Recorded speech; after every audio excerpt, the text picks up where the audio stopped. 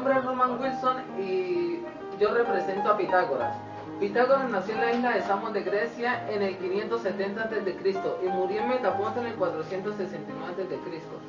Hijo de Menasato, fue discípulo de Tales y de Fenecías, de Siria. Estudió en la escuela de Mileto. Viajó por Oriente, Medio Egipto y Babilonia.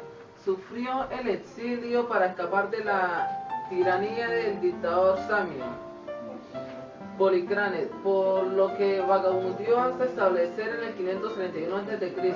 en las colonias italianas de Grecia, donde fundó su famosa escuela pitagórica de sus discípulos, las tablas de multiplicar, y que fue el primero en demostrar lo conocido.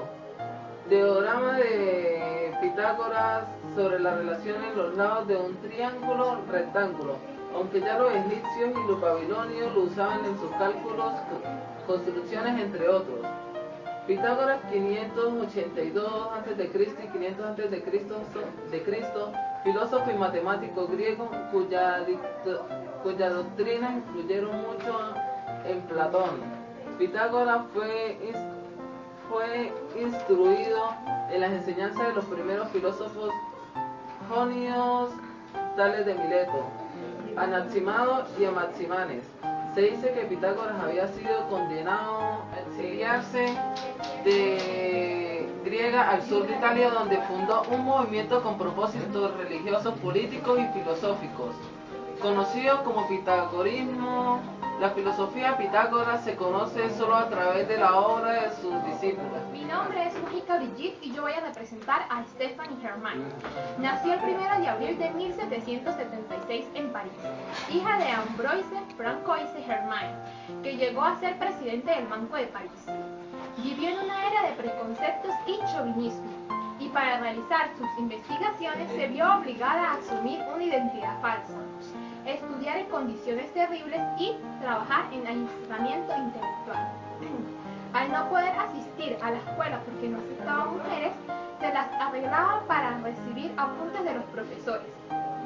Se inscribió en la Escuela Politécnica de París, con el nombre de un antiguo alumno de la misma, y algunos profesores de gran relevancia se fijaron en este alumno, y aunque pronto descubrieron su verdadero sexo, la protegieron.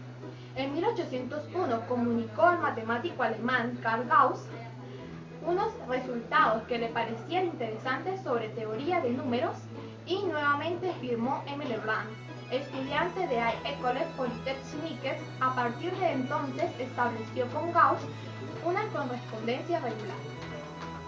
En 1816, siendo ya muy apreciada en los círculos matemáticos, alcanzó la celebridad al obtener el premio propuesto por la Academia de las Ciencias sobre la teoría de las superficies elásticas, cuestión sometida ya 3 veces a concurso y quedando hasta entonces desierta. Realizó descubrimientos importantes en teoría de números en física, matemática, acústica y elástica.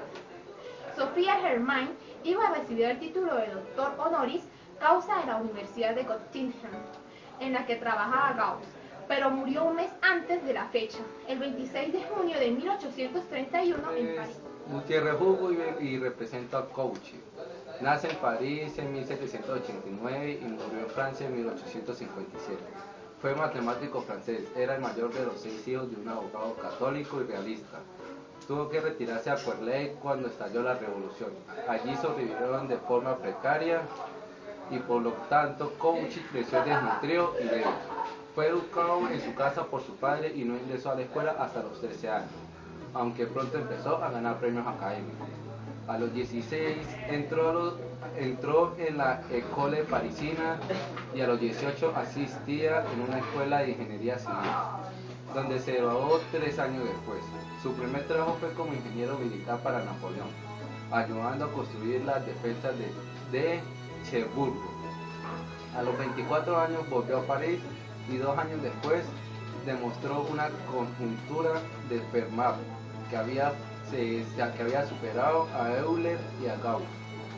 Con 27 años ya era uno de los matemáticos de mayor prestigio y empezó a trabajar en las funciones de variable compleja, publicando las 300 páginas de su investigación, y a los 11 años después En su época publicó sus trabajos sobre límites, continuidad y sobre la convergencia de los seres infinitos.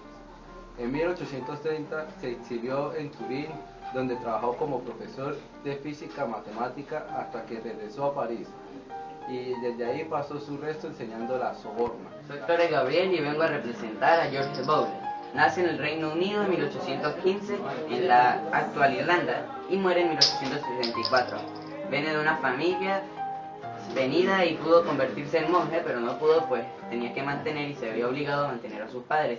A los 16 años enseñaba matemáticas en un colegio privado. Más tarde fundó uno propio, y a los 24 años, tras la publicación de su primer escrito, pudo ingresar a Cambridge, pero desestimó la oferta, de nuevo a causa de sus deberes respecto a su familia. En 1849 fue nombrado profesor de matemáticas del King's College, en Cork, donde permaneció el resto de su vida. El gran descubrimiento de Bowles fue aplicar una serie de símbolos a operaciones lógicas y hacer estos símbolos operaciones por elección cuidadosa, que tuvieran la misma lógica que el álgebra convencional. En el álgebra de Bowles, los símbolos podían manipularse según las reglas fijas que podían haber en resultados lógicos. En 1854 publicó investigaciones sobre las leyes del pensamiento, libro que trataba por complemento de la lógica simbólica y su álgebra. La influencia de esta lógica matemática sobre las matemáticas modernas tendrá una evolución muy lenta. Si en un primer intacto jugó de palabras, más adelante se vio que era lo más útil y hasta completamente indispensable para conseguir la matemática lógica. Bowles se casó a la edad de 40 años y tuvo 5 hijas, a las que no llegó a ver adolescentes. Mi nombre es Annie García y yo represento a Augusta Ada Birón. Ada Birón nació el 10 de diciembre de 1815, hija del poeta Lord Byron. Su madre hizo todo lo posible para que no siguiera los pasos de su padre, por lo que desde pequeña la guió por el camino de las ciencias y de las matemáticas. Con 17 años de edad, Ada conoció a Mary Somerbridge, que la animó en sus estudios matemáticos.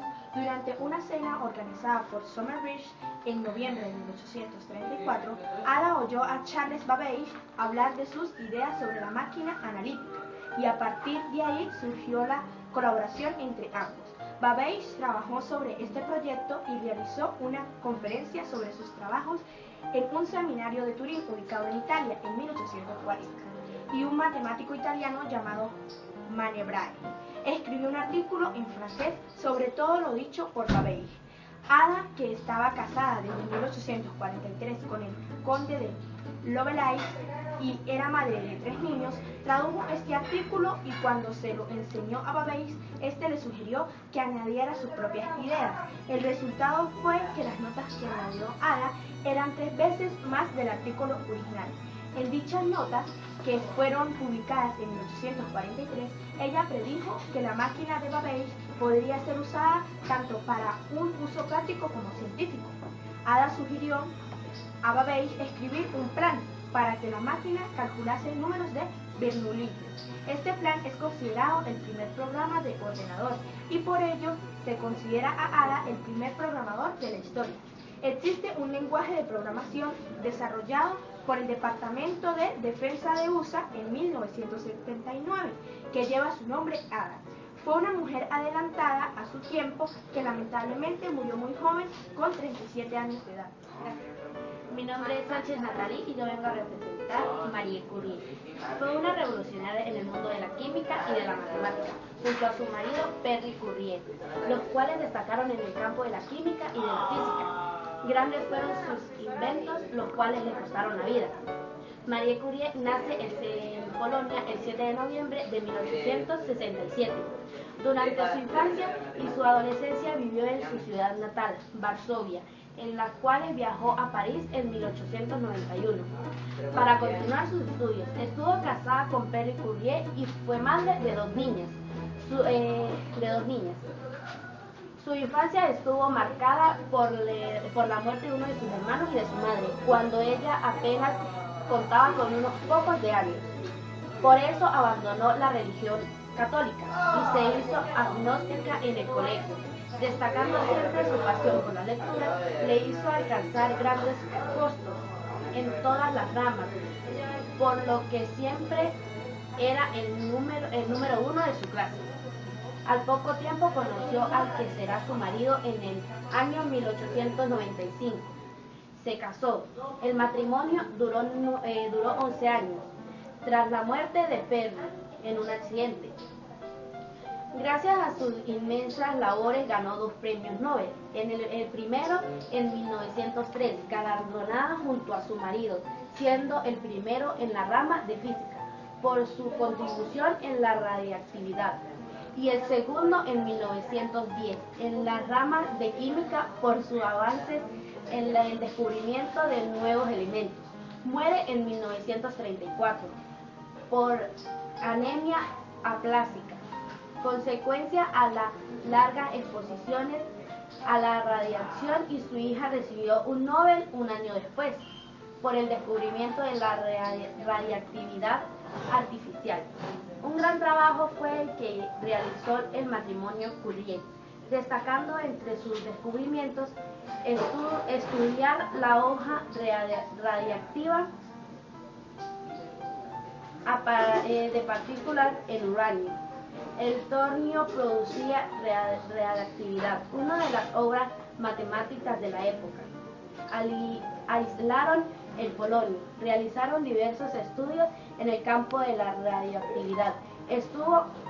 Obtuvo un gramo de cloruro en radio, y por tanto el radio, además de sus estudios naturales y compuestos, etc. Creó el Instituto Curie en París y Varsovia. Me llamo Caserigo Álvaro y yo represento a Albert Einstein. Fue un físico y judío alemán del siglo XIX y XX. Nació el 14 de marzo de 1879 y murió el 18 de abril de 1955. Conocido principalmente por el desarrollo de la teoría de la relatividad, especial y general, y la explicación teórica del movimiento browniano y el efecto fotoeléctrico. Nació en la ciudad alemana de Ulm, pero a un año de su vida, su familia se mudó a Múnich, donde viviría hasta los 15 años. Con 17 años, ingresó a la Escuela Politécnica Federal de Zúrich para estudiar matemática y física. 5 años más tarde, ya graduado, consiguió la nacionalidad suiza y en 1902 comenzó a trabajar en la Oficina Federal de la Propiedad Intelectual de Suiza, empleo que compaginó hasta los 30 años con sus investigaciones científicas. En 1905 fue su año más fructífero, resultado de las publicaciones de 4 artículos científicos sobre el efecto fotoeléctrico, el movimiento browniano, la teoría de la relatividad especial y la equivalencia masa-energía.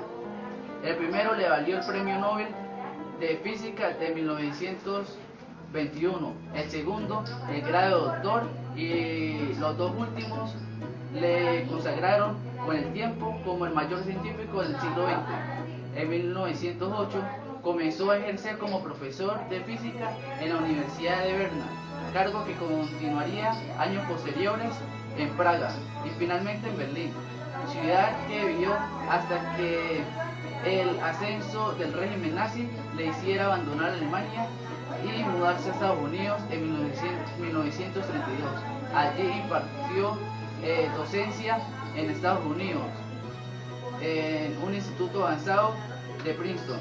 Se nacionalizó estadounidense, obteniendo 2 nacionalidades, suiza y estadounidense, y pasó el resto de su vida intentando integrar las leyes físicas de la gravitación y electromagnetismo, así como divulgando valores pacíficos socialistas. Y vengo a hablarles sobre Neil Henrik Abel. Nació en 1808 en Noruega y murió en 1829 en Oslo. Fue un matemático noruego, hijo de su pastor protestante, criado en un ambiente familiar de gran tensión a causa de las tendencias alcohólicas de su padre. Fue enviado con su hermano a la escuela capital. Su proceso y actitudes por la matemática fueron muy apreciadas por los profesores. Humboldt, que tras la muerte de su padre le financió sus primeros años en la universidad. La publicación de sus primeros trabajos le generó unos considerables privilegios, pero arruinado y aquejado de tuberculosis apenas puede terminar su carrera académica. Murió a los 27 años de edad. Sus aportaciones se centran en el estudio de las ecuaciones algebraicas de quinto grado. Teniendo en cuenta su corta vida, la mente de Henry Abel fue sumamente prolífica y son numerosas sus aportaciones a las matemáticas, demostrando que las ecuaciones algebraicas generales no pueden resolverse algebraicamente cuando son de grado superior al cuarto. Finalmente, descubrió una nueva clase de ecuaciones, las llamadas ecuaciones abelianas. Gracias. Bueno, mi nombre es Ramírez Cassandra. Yo les vengo a hablar sobre la científica Rosalind Franklin. Fue una destacada biofísica inglesa que también se destacaría en el ámbito de la cristalografía, la disciplina que aborda el estudio de las estructuras cristalinas. Entre los grandes aportes que han hecho a la ciencia, Rosalind se destacó en su contribución en lo que respecta al centrificamiento de la estructura del ADN, de los virus y de las materias como el gráfico y el carbono. Al máximo hijo de su corta pero muy fructífera carrera como científica fue la obtención de la fotografía 51, una imagen lograda a través de la refracción disputada en forma de doble hélice, algo que hasta ese tiempo se desconocía. Cabe destacarse que además Rosalind debió enfrentarse a los prejuicios de una época en la cual todavía era algo incomún en una mujer, trivisa en su camino de la ciencia, también en su casa, como lo hizo en el rigor de la mujer, en un mundo en que su tiempo está especialmente dominado por los hombres. Rosalind Eliezer Franklin nació en Notting Hill, Inglaterra, un 25 de julio de 1920. Y a pesar de la oposición de su familia, Rosalind se doctoró en física y química en la Universidad de Cambridge. Su fallecimiento se produjo a muy temprana edad. Desde los 37 años contaba al momento de su muerte, el 16 de abril de 1958, en Chelsea, Londres. Gracias.